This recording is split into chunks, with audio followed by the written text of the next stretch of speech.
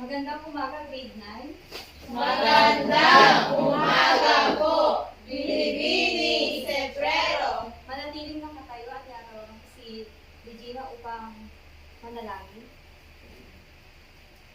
Tayo ay umupo. Lord, maraming salamat po sa araw na ito. Gabay niyo po kami. Bigyan niyo po kami ng wisdom and knowledge. Salamat po. Amen. Bago kayo maupo ay ayusin niyo muna ang inyong mga upuan at surunin ang mga kalat sa sakit. Wala na bang kalat?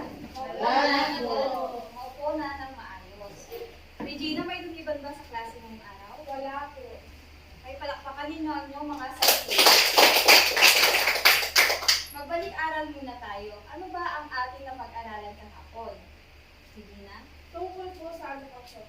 ano ba ang alokasyon? Jemarine?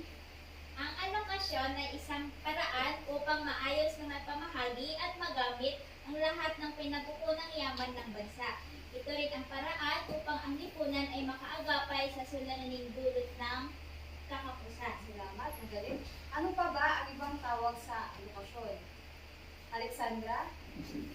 Ma'am, ito ay isang mekanismo ng pamamahagi ng pinagkukunang yaman, produkto at serbisyo.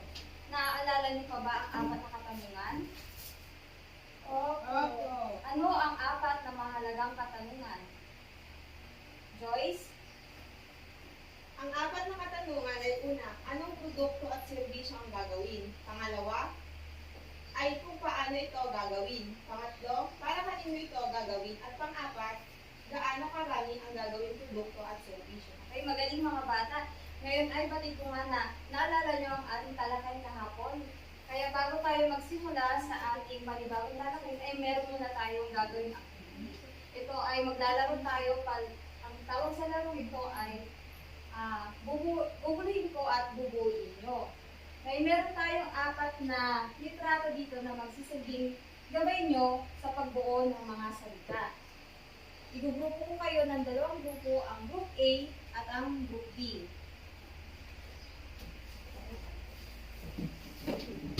Ang unang makabuo ng salitang ito, mga salitang ito ay siyang panalo at ang puntos nito ay idadagdag sa ating pagsusulit mamaya.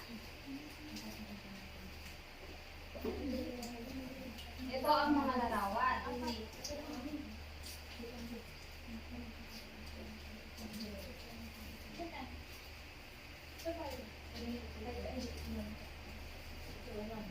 Anong gawin? Pwede ka guys.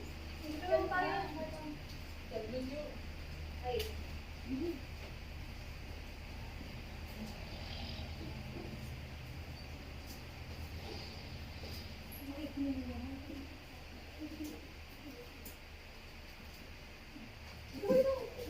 Panalo ang group A, ay B. Group B.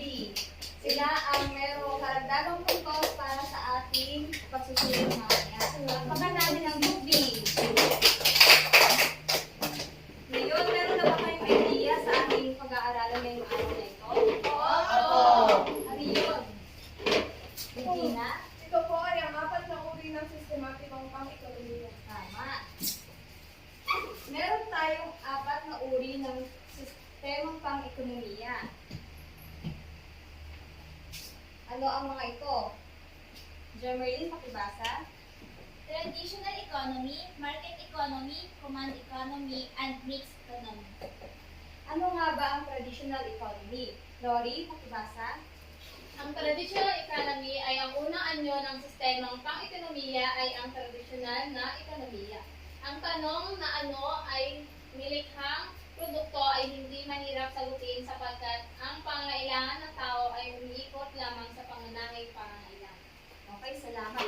Dito sa traditional economy, ang sistemang ekonomiya ng mga tao noon ay umiikot lamang sa pangunahing pangangailangan ng tao katulad ng gamit, pagkain, at tirahan. Dito rin sa traditional economy, ang trabaho nila ay pagsasaka, pangingisda at pag-aalaga ng mga hayop. Kaya hindi sila gumagamit ng pera dito sa traditional economy dahil ang ginagawa nila ay nakikipagpalitan sila ng produkto sa isang produkto upang makuha nila ang kanilang mga kagustuhan. Halimbawa na lang ito ay si Lori. Meron siyang mga palay, meron siyang mga bigas. At si Regina naman ay may mga alagang hayop. Ngayon si Dory, kinailangan niya ng alagang hayop upang may pangkulang sila. Kaya ipapalit niya ang kanyang bigas kay Regina upang makakuha ng may ulam. Ganon din ang gagawin ni Regina. Kaya ang tawag doon sa pagpapalitan ng produkto ay barter. Okay, naintindihan niyo na ba ang traditional economy? Opo! Ngayon naman sa market economy, pakibasa Alexandra. Market economy. Sa market economy, ang kasagutan sa pangunahing katanungang pang-ekonomiya ay ginagabayan ng mekanismo ng malayang pamilihan. Sa ganitong sistema, ang bawat kalahok, consumer at producer ay kumikilos alinsunod sa kanilang pansariling interes na makakuha ng malaking pakinabang. Maraming salamat. Dito naman sa market economy, presyo ang nagtatakda. Ibig sabihin, kapag ang supply ay tumaas, ang presyo ay bababa at ang demand ay tataas. Pero dito rin, kapag ang supply ay bumaba, ang presyo ay magtataas, ang demand ganun pa rin. Halimbawa ng produktong ito ay ang gas, bigas at asukal, na kahit magtaas ang mga ito, tinatangkilik pa rin ng mga consumer. Naintindihan ba? Opo! Dahil dito sa market economy, presyo ang nagtatakda at ito ang nagiging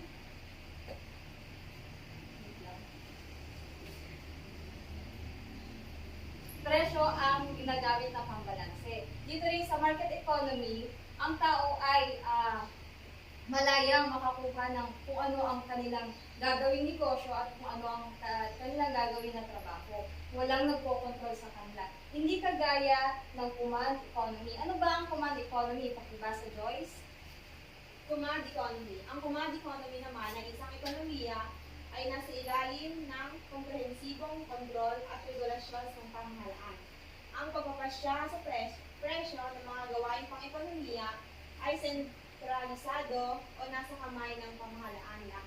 Salamat. Dito naman sa command economy, walang kalayaan ang tao, hindi kagaya sa market economy. Dahil sa command economy, ang nagpapasya ng lahat ay ang pamahalaan. Ang pamahalaan na nagsasabi kung anong trabaho ang papasukan nila at kung anong negosyo ang gagawin nila. Wala silang kakayahan na magpasya kung ano ang gusto nila dahil sa command economy, gobyerno lamang ang nagpapasya. Wala silang kalayaan. Ang pinakahuli ay ang mixed economy. Pakibasa, Julius. Mixed economy. Ang mixed economy ay isang sistema na pinapapalooban ng element ng market at command economy.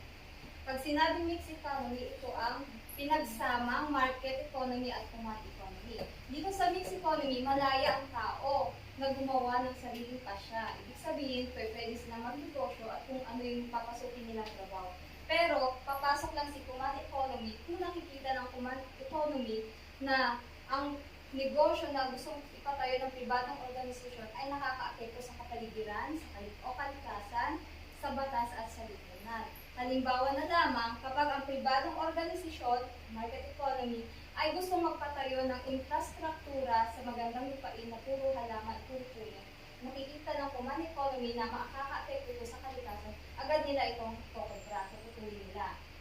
Ay naintindihan ba ang command economy? Opo! Ang market economy? Opo! Ang mixed economy? Opo! At ang traditional economy? Opo! Okay. Ngayon naman, ano ba ibigay ang mga apat na uri ng sistemang pang-ekonomiya? Regina?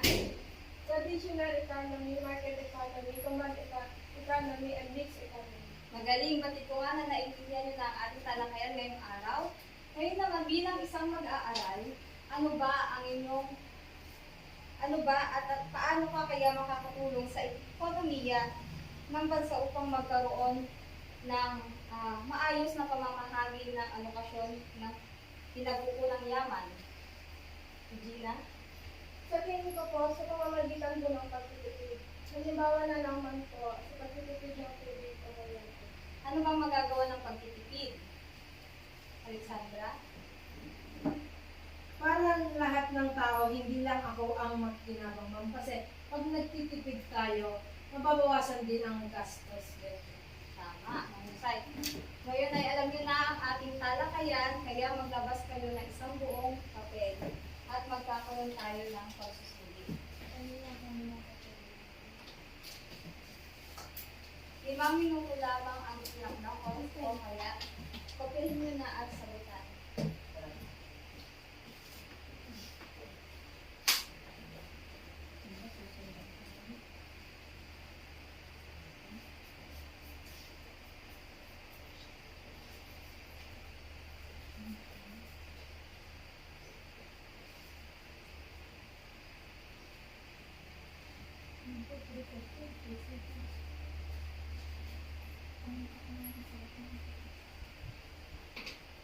Ma'am, sagot lang po.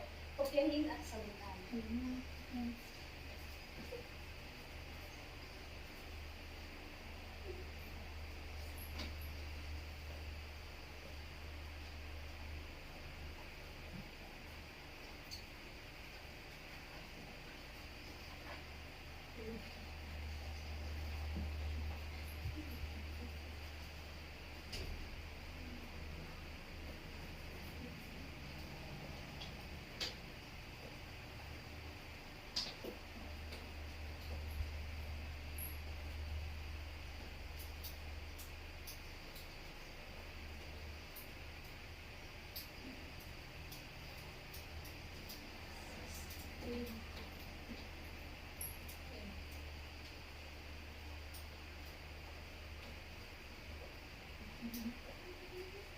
Tapos na ba ang lahat?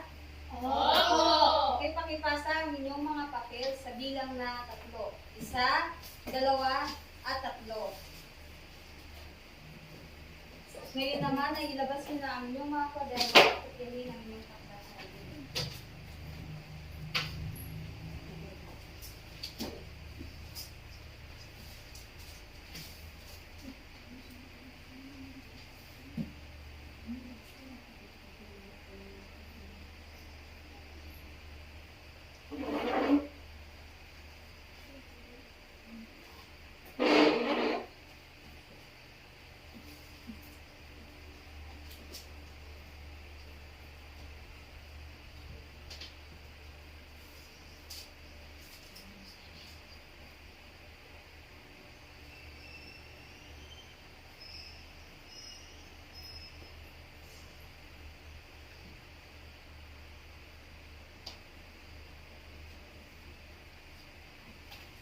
Tapos na ba ang lahat? Opo! Hintayin natin na matapos si Julie.